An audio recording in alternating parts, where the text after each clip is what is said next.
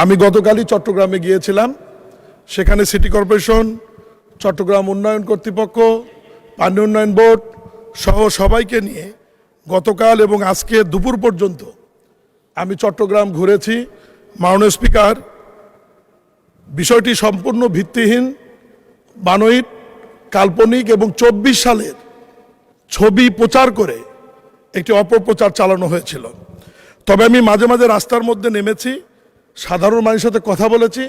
সাধারণ মানুষ এইটুকু বলেছে যে খবরে এবং সামাজিক যোগাযোগ মাধ্যমে নিউজে মাননীয় প্রধানমন্ত্রী যে চট্টগ্রাম নগরবাসীর কাছে দুঃখ প্রকাশ করেছেন, এই জন্য তারা খুব আনন্দিত হয়েছে, খুশি হয়েছে এবং মাননীয় প্রধানমন্ত্রী অত্যন্ত বড় মনের পরিচয় দিয়েছেন যে আমাদের একজন সংসদ সদস্য বা খবরের উপর ভিত্তি করেই উনি দুঃখ প্রকাশ করে ফেলেছেন এবং এটা নগরবাসী খুবই পজিটিভ নিয়েছে। এবং নগরবাসী বলেছে যে আজ থেকে 1 বছর আগে, 2 বছর আগে যে পরিমাণ জলাবদ্ধতা হতো এখন সেটি নাই।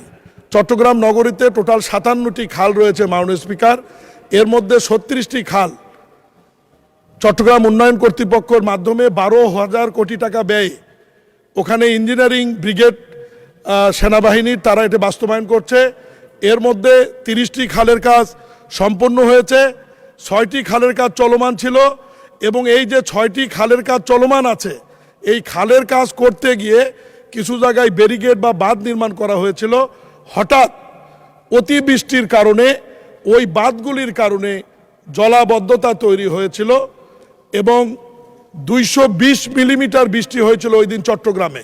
ফলে প্রবর্তনা মোড়সহ কিছু জায়গায়, মাত্র 5টি জায়গায় আপনার জলজট তৈরি হয়েছিল, জলবদ্ধতা না, যে পানিটি 3-4 ঘন্টার মধ্যে আপনার সিটি কর্পোরেশন, চট্টগ্রাম উন্নয়ন কর্তৃপক্ষ এবং পানি উন্নয়ন বোর্ডের যৌথ কার্যক্রম পরিচালনার কারণে পানিটি নিষ্কাশন হয়েছে এবং আজকে চট্টগ্রামে কোনো পানি নাই।